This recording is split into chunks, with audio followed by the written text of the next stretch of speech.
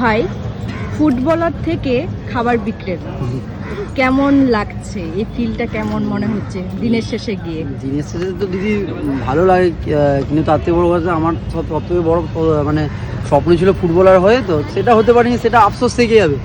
সে সবার জীবনে অনেক কিছু মানুষ করতে পারে না, আফসোস থেকে যায়।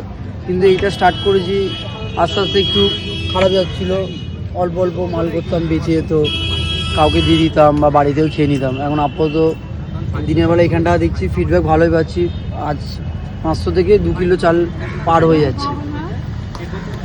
আরও যাতে তোমরা ভালোবাসা দাও, চেষ্টা করছি যাতে আরও পকেট ফ্রেন্ডলি খাবার রাখতে পারি। কেন সবথেকে বড় বিষয় হলো আমার একটাই মেন উদ্দেশ্য, মানে সবাই রেস্টুরেন্টে যেতে পারে না, আমি চাইছি যাতে রেস্টুরেন্টে যে খাবারগুলো সেইগুলো একটু কম টাকার মধ্যে সবাইকে যাতে খাওয়াতে পারে ভালো জিনিসটা। হয়তো আমার বলতে পারছে সবাই, হয়তো বলতে দামটা 60 টাকা 70 টাকা আছে, কিন্তু খাবারটা সে